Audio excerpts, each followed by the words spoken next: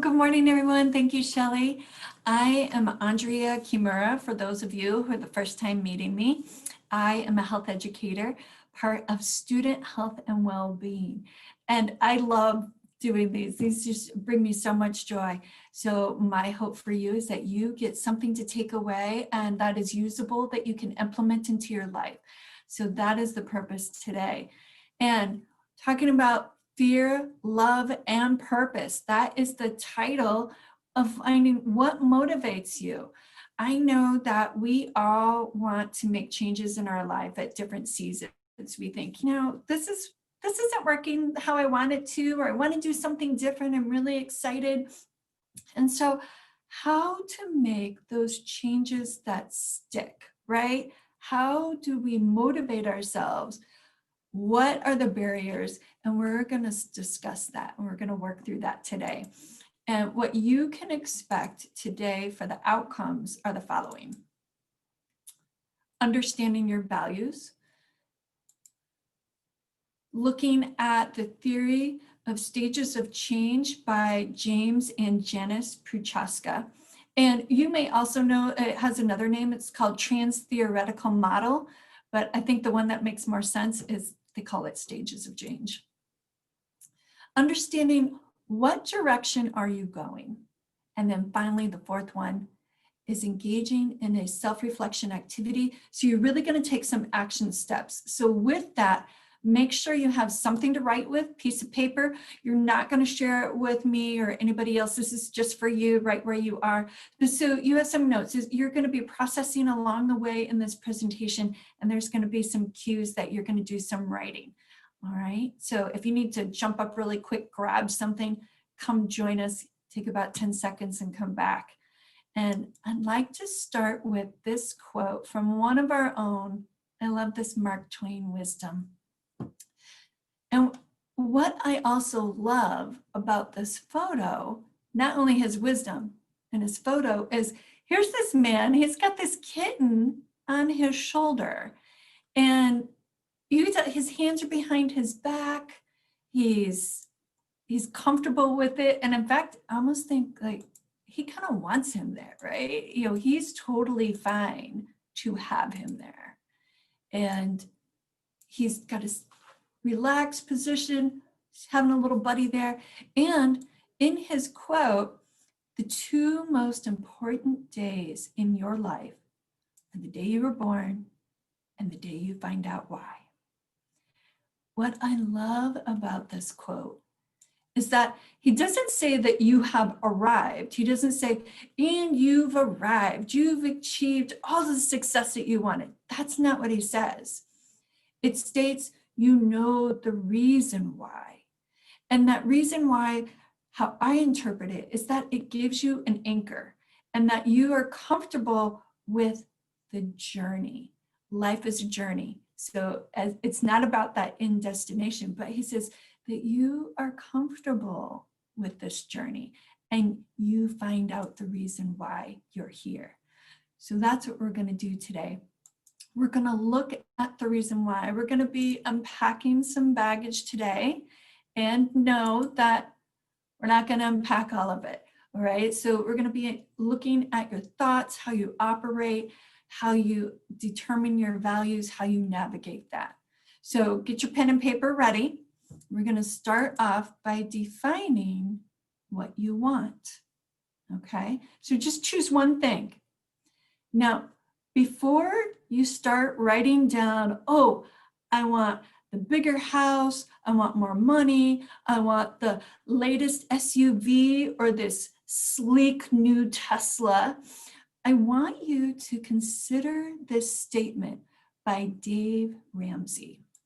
Some of you may be familiar with his work, and he says, we buy things we don't need with money we don't have to impress people we don't like. Whew. How true is that? So I want you to take a moment, okay, just take a little pause and say, okay, and reconsider, what is one area of my life or situation or relationship, where is it that I would really like to see change in? Think about, what do I really want? And identify what this one thing is different in your life. And then I want you to write that down. Go ahead and take a moment, write that down. Is it a healthier lifestyle? Is it to have a more meaningful relationship with a loved one? Or perhaps it's even to repair a relationship. Take a moment, write it down. Identify what that is.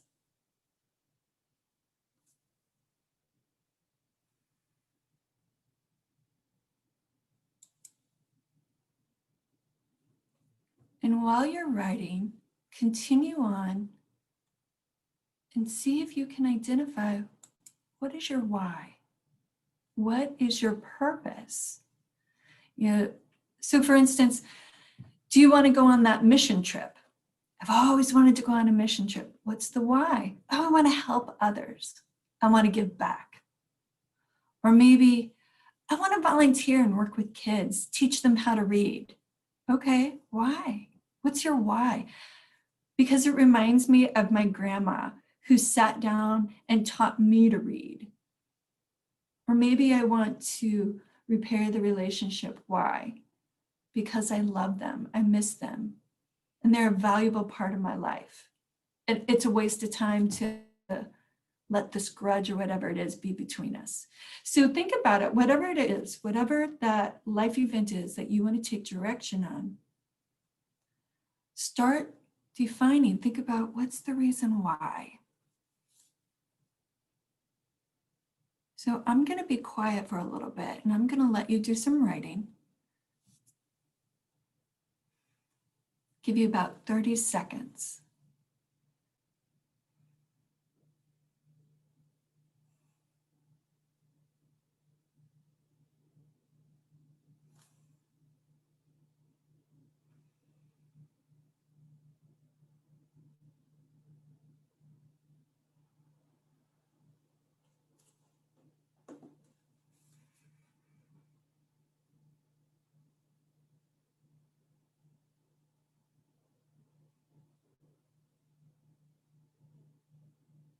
And there may be more than one reason.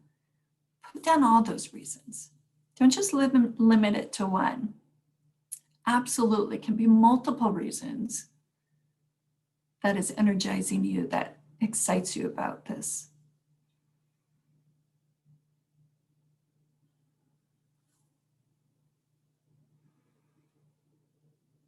We're going to continue on, and feel free to continue writing. You don't need to stop.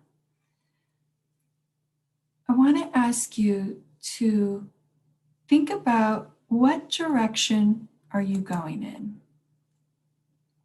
And what I mean by this is there is fear and love. So we can go in either direction. So with the energy behind fear, there's often a franticness. There's this urgency to get it done because we're fearful, right? And with love, it's a different kind of energy. It's more open. It's a paced. The intention behind it is very different. So an example that I'm going to give you is, so often when I work with people as a health coach, they say, oh, easy one. I want to lose weight. Okay, you want to lose weight. What is the reason why? Are you wanting to lose weight because I want to be seen as fit? I want to be accepted. I want to be loved, right? That maybe there's this fear of, if I don't lose weight, I'm not going to be accepted. I'm not going to be loved. Okay, that's a fear motivated reason. The reason why is fear. But if we shift it, because that's an absolutely worthy goal, to live a healthy lifestyle. If you feel like, oh, I need to change the way I eat and exercise more, a healthy lifestyle. And if that reason is out of love, because I want to walk my daughter down the aisle at her wedding, right? Hear the difference? So whether it's fear or love, take some time and evaluate your reasons why. Is my motivation out of fear? Like, oh, I'll show them I can do that because they don't think I can. Is it out of fear? They doubt me? Or is it out of love? Like, oh, I want to do this because I have a passion for this. I want to do this because I care about this individual. I want to do this because I care about myself. Is it a pushing? Is it a pulling? Which is it? And sometimes this can be challenging to look at that. Like, yeah, I know for myself included, I'll share personally that I engaged when I went back to grad school. I had this mentality. I was like, I'll show them I can do this. I'm smart enough. I'm capable. I wanted to show others. I wanted to be accepted that I was smart. I was capable. And then we get to this place where we're like, wait, why am I doing this? Who am I doing this for? And I really needed to shift my mentality to a place of love. Like, I want to do this because I have a passion. It doesn't matter about this individual, what they think, whether I can or I can't. That doesn't matter. I wanted to do it for me. So I really needed to shift my mentality to one of fear, not being accepted, not being seen as capable, to one of love. Like, oh, I have a purpose that I want to do for my grad school. I have a purpose for the work. So think about that, what that looks like. And then I'm going to give you an acronym. And if you write down fear, write down the words or the letters FEAR. And then that first one is false evidence appearing real. So again, that false evidence appearing real.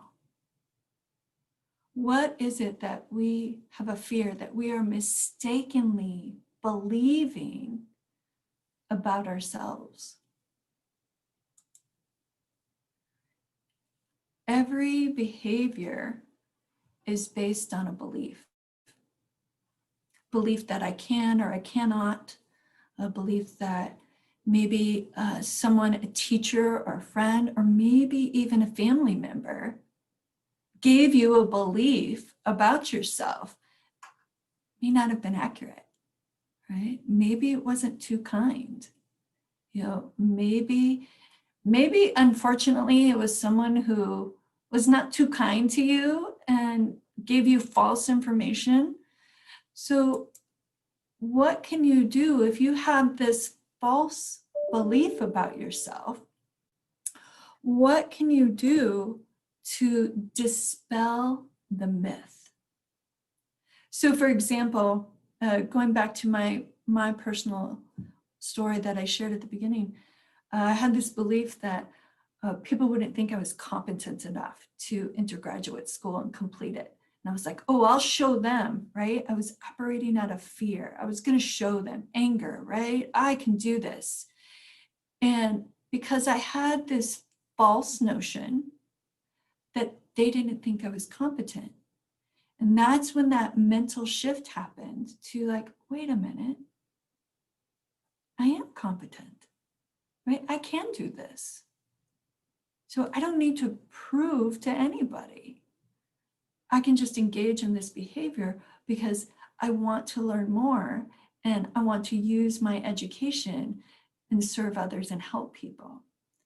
So what are you choosing to believe that is maybe not accurate, or maybe is no longer relevant? Maybe you've changed and you're like, you know what? I'm not that way anymore. I operate in a different way.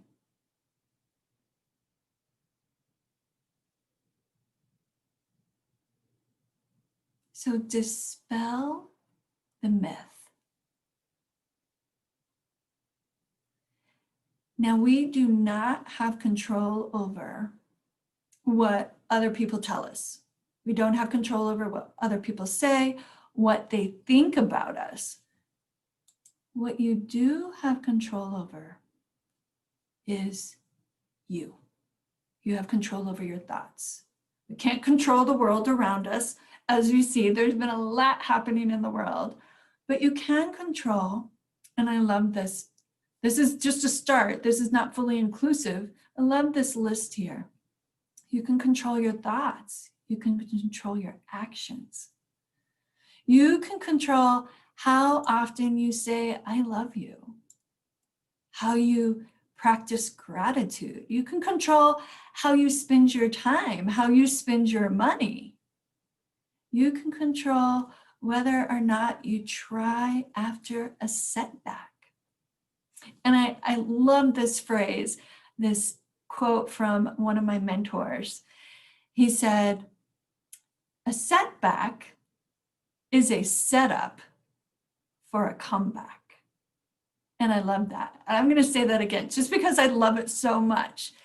He says, a setback is a setup for a comeback.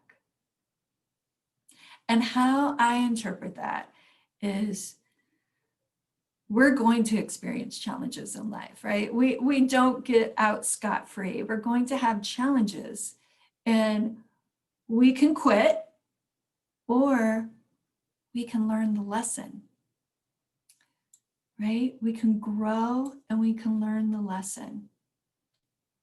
So think about, when you're looking at this activity that you're working on right now, how can I learn from those challenges in the past?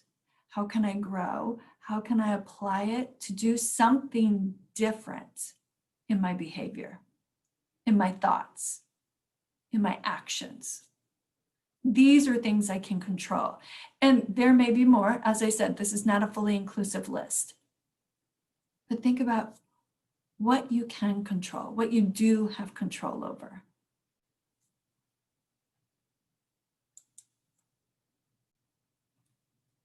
You have control over you, as we said. And here is the trans-theoretical model by James and Janice Prochaska. And as I said, it's often known just by the stages of change. Now, where we start is up at the top, kind of like at noon, up at the top, pre-contemplation. We're thinking, yeah, I'd like to do this change. Not right now. I see that there's an issue. I'm not ready to do anything about it. Then that next step is contemplation, where you're aware and you're like, nope.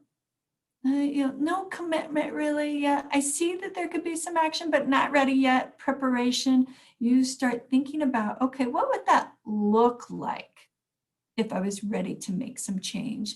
And then the action, you're like, yep, I'm there. I'm making the change. I'm ready to engage and I'm doing it. Maintenance. We continue with the change, right? Because with any change, it takes energy and time, right? It doesn't just happen overnight. And we know from research, 21 days to change behavior. So that maintenance happens by repeatedly engaging in this alternative behavior, in the maintenance. And what happens when we go to change something?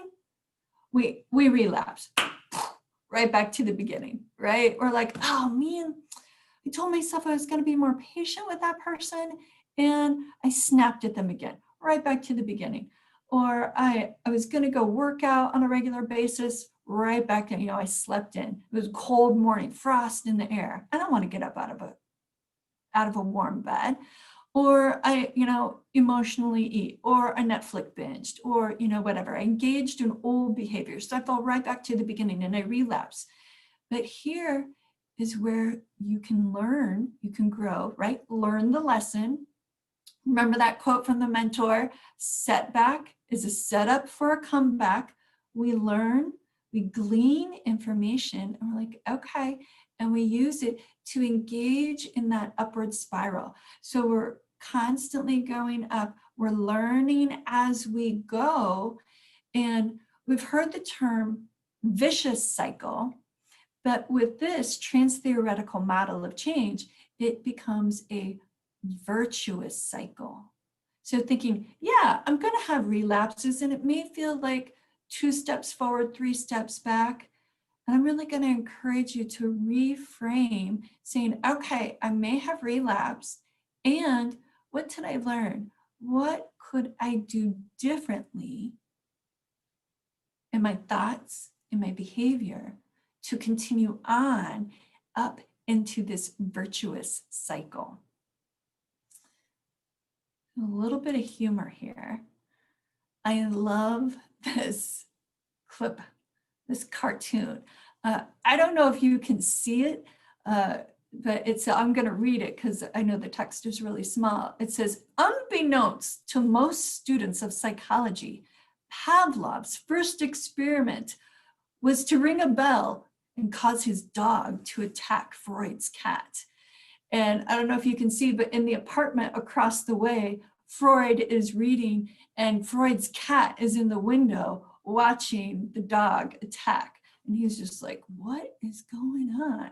And sometimes that's how we feel, like, great, the world's against me, fantastic. And the cat's like, oh my gosh.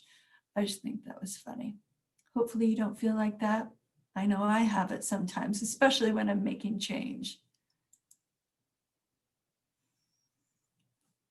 You've had a little time to write out what that action is that you want to take on in your life event, relationship, personal experience, whatever that is, and your reasons why, your purpose, and then reflecting on, what direction are you going in? Is it based in fear or is it based in love? So I want to hear from you. It's kind of a no-brainer. For some of you, you're like, I got this. But what do you think from your life experience? What has a greater power for lasting change? Think about this. And, put it in the chat function. You can say, is it that positive or is it negative? Is it the love or is it the fear? And notice I said not immediate change or most powerful change.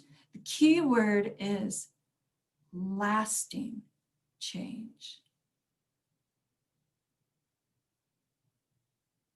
What do you think will give you that lasting change?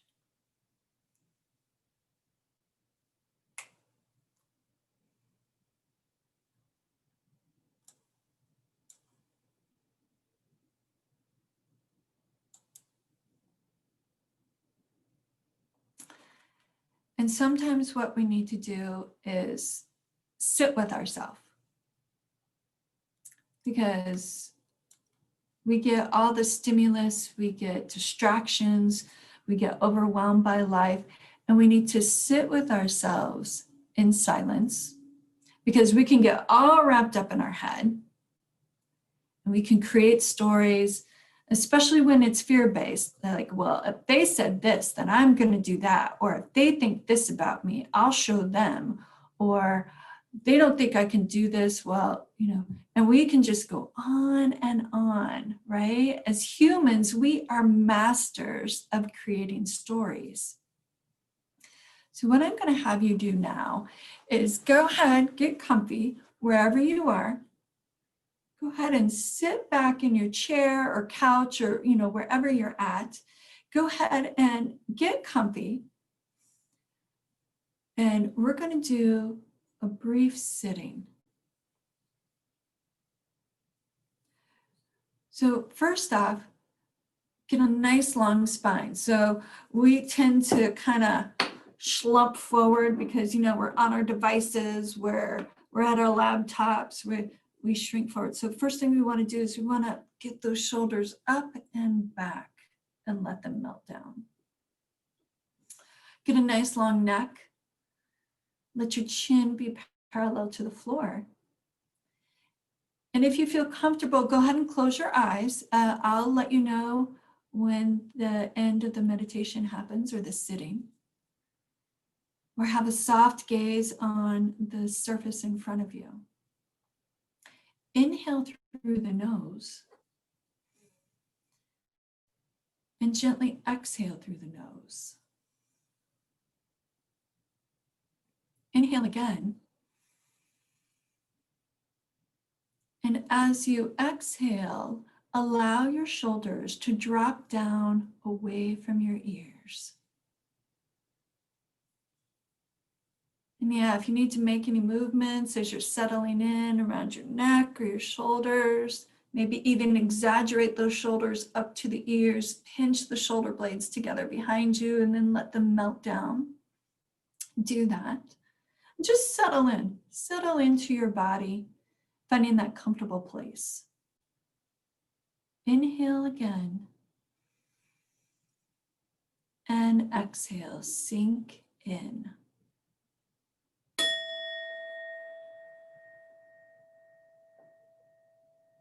Breathe here.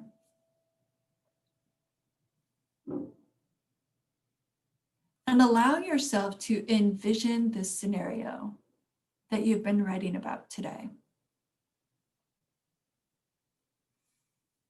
Envision if there's other people involved or if it's just you, whatever that is, call to mind all the participants.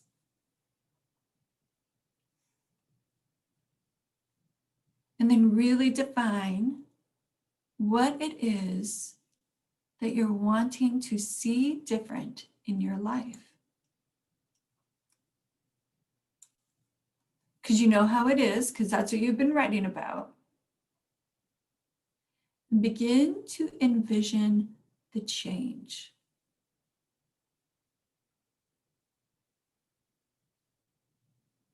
How would your life be different? Inhale and exhale gently out the nose or the mouth, whichever feels most comfortable.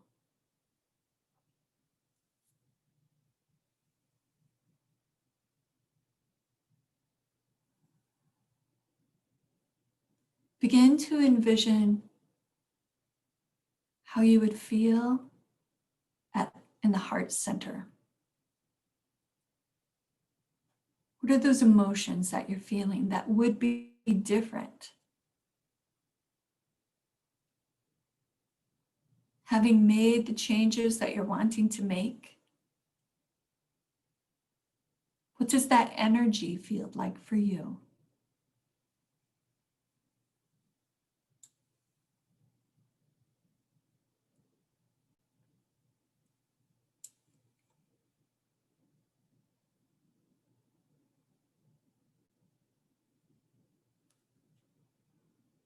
How does that feel on your body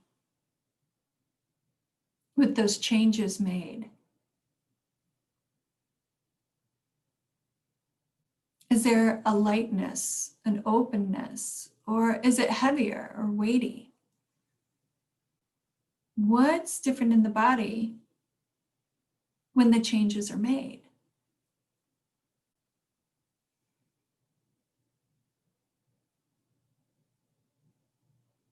Take a deep, natural breath.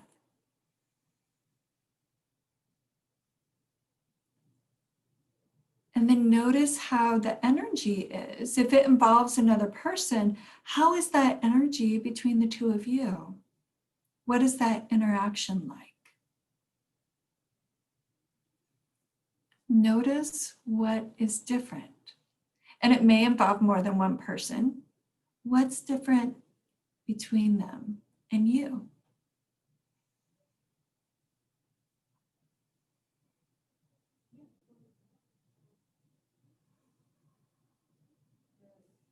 Inhale deeply.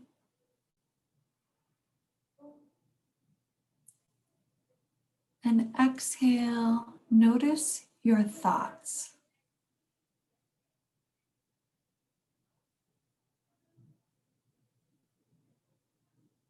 How have they shifted?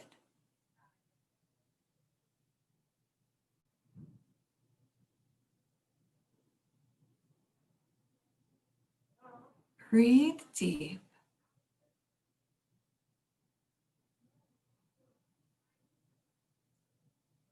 And notice the difference in your thoughts.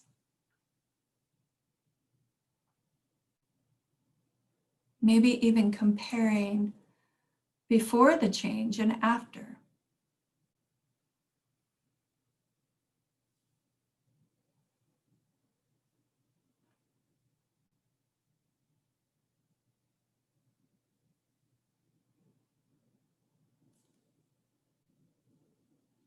Breathe deep. And envision how this change would be sustained going forward. That maintenance.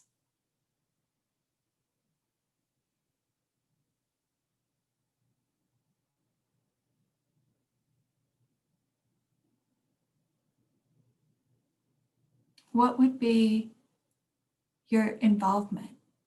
What is asked of you to maintain this change so that it becomes a part of your life?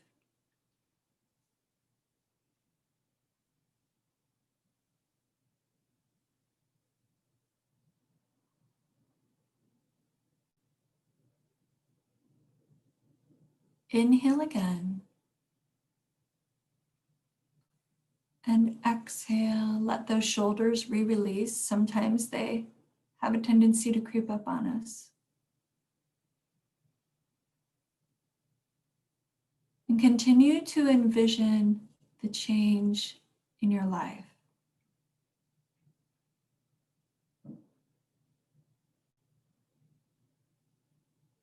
Take a deep breath and exhale.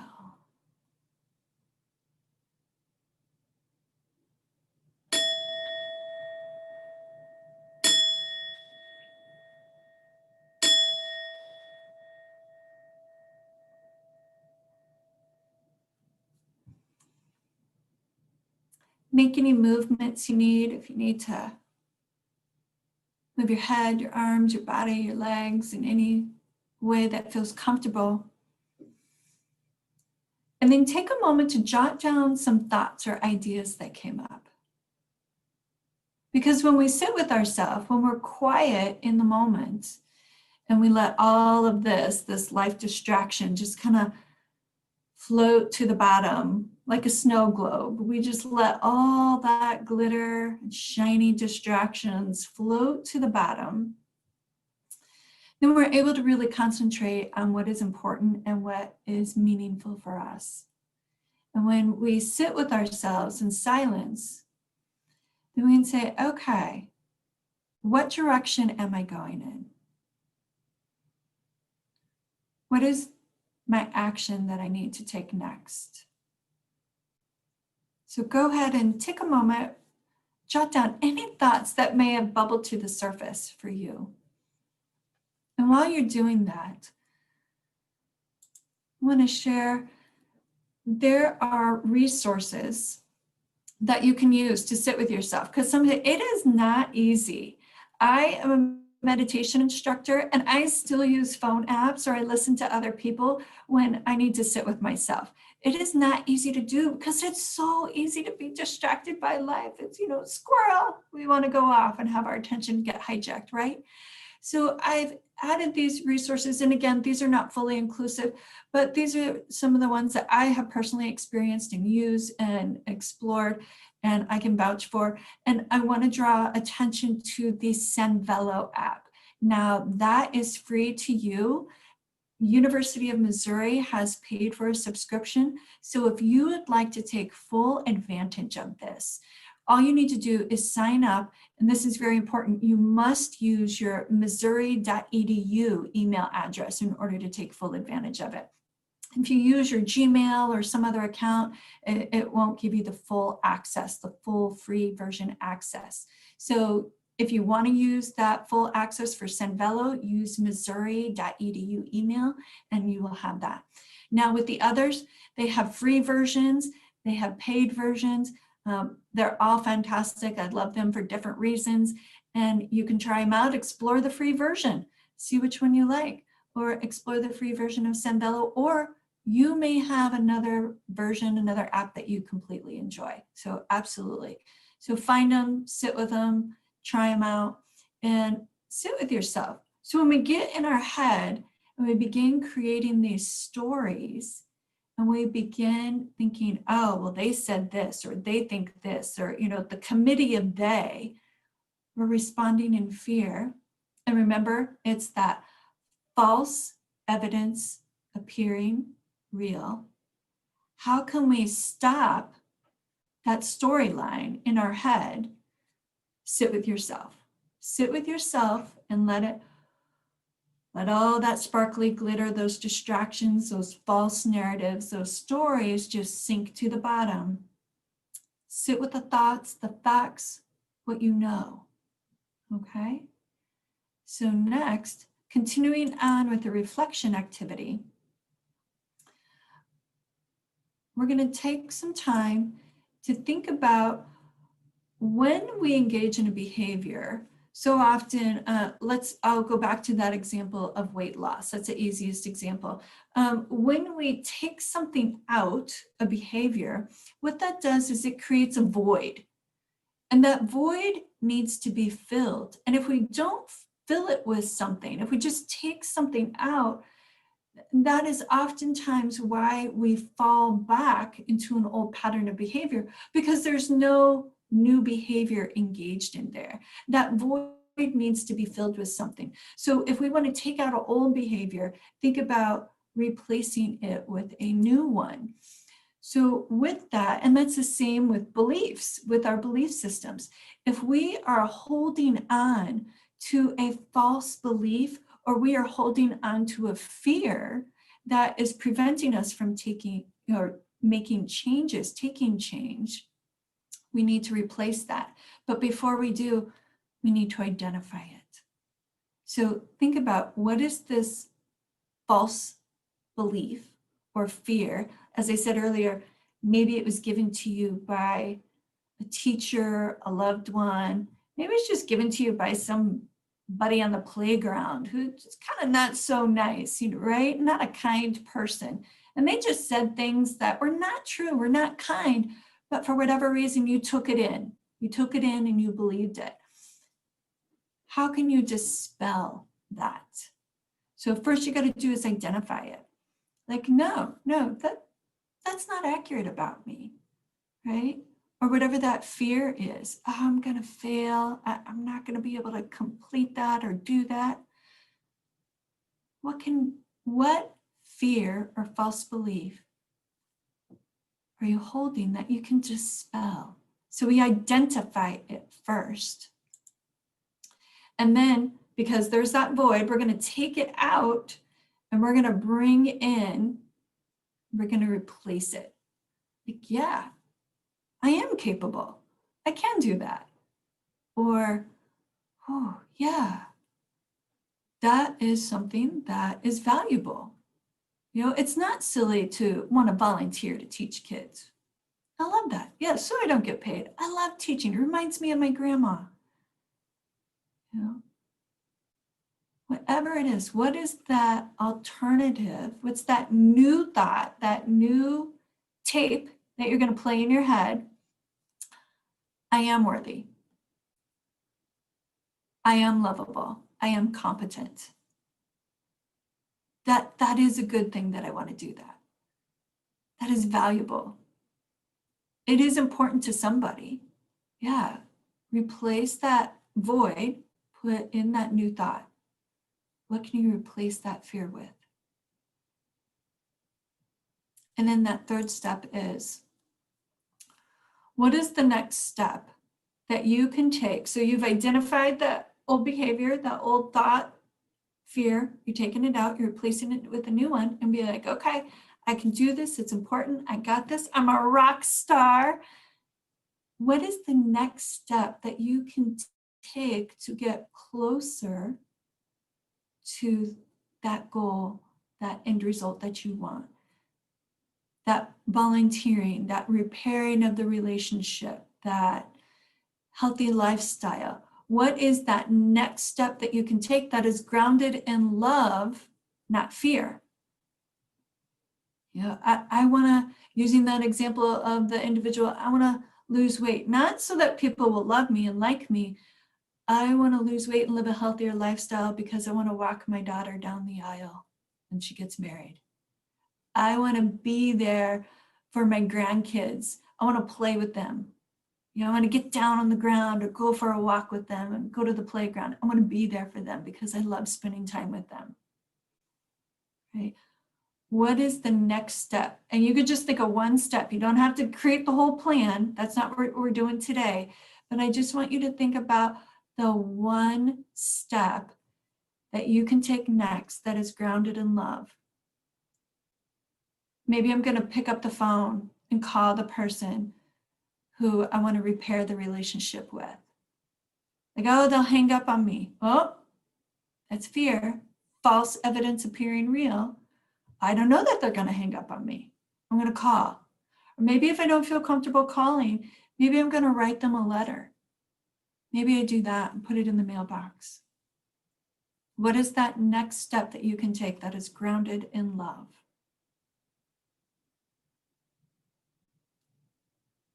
So take a moment, finish writing down your thoughts, and then I want to offer this time. If people have questions, feel free. If you feel comfortable, you can send it in the chat function. If you want to send it privately to me in the chat function, that can work too. I can answer it, and I will keep your confidentiality and not say your name. So if you have any questions, feel free to let me know. Because I know sometimes people, you think about, oh, grounded in fear, grounded in love, how do I make this change? What does that look like? Or if you have questions about other things as well, let me know.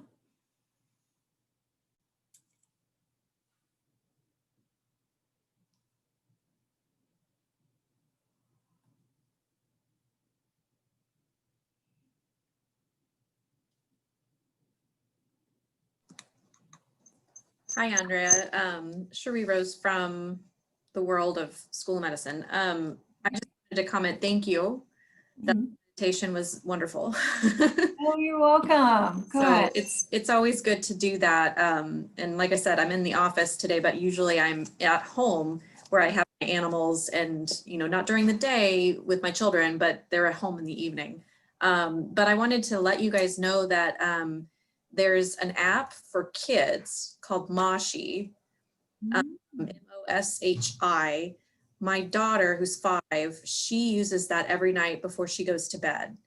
And like most 5-year-olds, she is very hyper and, runs around with her head cut off most of the time, like her mom. But that app is, I believe it's a free app, but yeah, it's called Moshi, M-O-S-H-I. Okay. And it's a kid's app. Basically, it has stories, it has meditation. It's basically like Calm for kids. They have, little stories and stuff that are really cute and fun to think about and stuff. And, she always has to have that before she goes to bed, and she goes to sleep with it. Nice. So sleeps better at night, and, they have meditations and all that kind of stuff. But anyway, so that's another thing for children, which I think is really cool to kind of have that for, them. So, but yeah, I'm definitely going to download the Senvello or whatever that app is, because that's definitely something that I'm interested in as well. So thank you very much. Thank you for sharing. If you would be willing to maybe put that in the chat function for people. Yeah, I think someone already did. Oh, okay. Fantastic. Yeah, Moshi, and it's a purple app. Okay. Yeah, so because sometimes that's helpful. Thank you. Yeah, wonderful. Yeah, there's so many wonderful apps out there. It's kind of overwhelming at times. I'm like, oh, there's so many. So yeah, thank you. I know that there is My Life, which is also has a children's line, so to speak, to help them go to sleep, transition, from that high energy, like, oh, if we could only bottle young people's energy, man, that'd be fantastic. Then I'd be like on equal balance with them, right? So That's so true. Love that energy of youth, right? Mm-hmm. Thank you for sharing. You're welcome. All right, well, I have not seen any questions come in. So Thank you so much for your time and participating this morning. I know that many of you have so many demands and people demanding your action, your time, and you chose to spend it here this morning with me to learn more. And I appreciate that. If you have questions that pop up later, if you're anything like me, as soon as I hang up the phone or the webinar ends, I'm like, wait, I have a question. I thought of it now. Feel free, email me. You see my email there. And then also, if you want to connect, I recently started an Instagram of inspiring words. You won't see my food. I don't take pictures of my food or anything like that. I try to make it, how can I help people? How can I, things that I find inspiring, I want to share with others. Maybe you find it inspiring as well. Or if you want to reach out on LinkedIn as well. I know I found Alan Twega. He started Daily Dose. That's where I found out about it, was on LinkedIn. I was like, oh my gosh, this is amazing. Here in my own community, in my own backyard. And I found out about it there. So I know LinkedIn is a great resource for a lot of people. So again, thank you for your time. And I hope you found this beneficial. And if you would be willing, when feedback form comes, let me know. Please give me feedback, because I want to make sure that I am giving you useful information that you find beneficial and that you can implement into your life and take action on. So I appreciate any feedback that you could give me. And then also, if you have ideas for like, hey, in the future, I would like to know more about or explore this, happy to do so. If I have knowledge in that area, I'm happy to offer that. So, Andrea, we do have one question in the chat, and the question is, how would you direct others who you interact with daily who are fearful that indirectly affect oneself at times? repeat that for me again. I'm absorbing it like a sponge. So, Sarah, would you like to ask I think the she's question? asking about how you deal with negative personal influences, people who are drag you down when you're trying to motivate yourself. So if other individuals are acting from a fear-based place, am I understanding correctly? I think so. Yeah, okay. Yes. First thing, don't take it personally. It's not about you, right? And far easier said than done, right? Far easier said than done. So when we act from a place of love, compassion, we're not acting from a place of fear, right? When we act from a place of compassion and somebody's acting from a place of fear, and maybe they're the negative naysayer, kind of party pooper, every party has a pooper. That's why we invited you, right? So if that's the individual, then know that, okay, we have compassion for them. We have recognition. Okay, what is going on with them? Not about me. And knowing that, so not getting in that false narrative, not creating that story that they don't like me. They don't think I'm competent. They don't think I can do this. They don't want to work with me, or whatever it is. It's more of, identify the facts. What are the facts? Ooh, they look like they're really struggling today. They look like they're having a hard day. May not have anything to do with you. 99% of the time, it doesn't have anything to do with you, right? So recognizing that, so stopping that storyline, because the fear is, oh, I'm not accepted, they don't like me, they don't want to work with me, whatever that scenario is, and recognize the fact out of love and compassion. They're having a hard day. Oh, that's a tough place to be. I've been there myself. And it's not about me. They're just having a hard day. And you can go on. And when you take that perspective, it just rolls off your shoulders like water off a duck's back. You can recognize and say, all right. And then you can respond with compassion and say, yeah, if you're working on a project, or if it's a family member, because so many of us are working at home and or tension at home, ooh, sounds like you're having a hard day. Yeah, I am. I woke up on the wrong side of the bed. Okay, all right. What could I do to help that transition happen so it becomes a better day for you? I just need you to recognize I woke up on the wrong side of the bed. Okay, maybe nothing. Maybe it's just recognition, right? Maybe I just, if it's a family member, I just need a hug. Okay, can do, right? If it's a colleague, ooh, sounds like this is struggle. Yeah, I'm overwhelmed with the deadline. We're not, okay, what can I do to help this project? So does that help answer your question? Have you heard of compassion fatigue? Or Yeah, absolutely. Yeah. And so compassion fatigue is you've got to put those boundaries in place. So you don't take it on. You don't take on their emotions. We just recognize it, right? Recognize it. And yeah, you don't have to always help. You don't always have to do anything because their emotions, those are their responsibility. That's their baggage. That's their luggage that they get to unpack. And you being the compassionate individual, if you want to put up those boundaries, you can say to yourself, looks like they're having a tough day. We've all been there. Yikes. Yeah, I feel for them, and then you go about doing what you need to do with excellence in the best that you can in the moment with what you have, right? If you didn't get a good night's sleep because, whoever woke you up or a storm or small children or whatnot, you're doing the best you can, recognizing I'm doing the best I can in the moment with what I have. And you're right, Sarah, we don't always need to help somebody. That's really up to them. And at the same time, we can still offer compassion, right? And go, okay, all righty. Maybe they're a contrary individual. Okay. Yeah, not about me. That's about them. And as I said, far easier said than done, right? Far easier said than done. Not an easy practice. Other questions?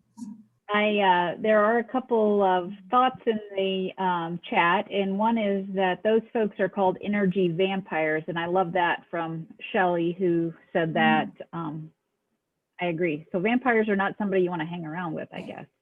And then Alan had a just compliment for your skill and the knowledge that you've provided for us today, and his suggestion is that that you do a retreat for MU employees over a weekend or such. So I think your group is wanting more then. Okay. And so something to think about. And then there is a final question. What do you recommend for teenagers? Any good apps out there? Ooh, yeah, teenagers. Oh, I just want to give teenagers like a big fuzzy blanket and some comfort food. And I don't know about an app and space. And yeah, I think having gone through teenagers, and I'm still, I have 3 children, 2 teenagers gone through, they're young adults now, and their third one is still at home and surly and a little prickly. And I am not aware of an app that is specifically geared towards teenagers. However, I do know that Headspace has some fantastic visuals that are entertaining. So short visuals, and my teenager, the one who's still home, really likes that app. And then also the one that I mentioned, My Life.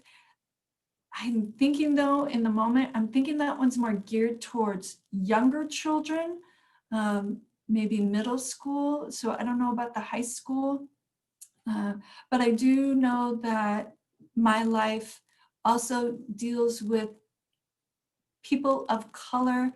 So brown, indigenous, people of color. So they've got specific meditations around that. And then they also are bilingual. So they have the Spanish, I think it's just Spanish. So it's the English and the Spanish. So yeah, but I know of those 2. And then the one that Cherie shared, that one, I do not know about that. I don't know, Cherie? Do you know if they? I don't know. I mean, like I said, when I listen to it, I find it enjoyable, but I'm more thinking of a little kid because my mind usually is thinking like a little kid. But yeah, I think Mashi would be a good one for any age, honestly. But yeah, there's different things in there, but I do think it's geared more towards little kids because there's little stories and that sort of thing. But everyone needs to be a little kid at some point in their life, just saying. Yeah. Yeah. All right. Other questions? And thank you for the compliment from Alan. Thank you. Yeah, I would love to do a retreat. That would be super fun. I'd love that. That would be exciting. We'll let the powers that be weigh in on that one.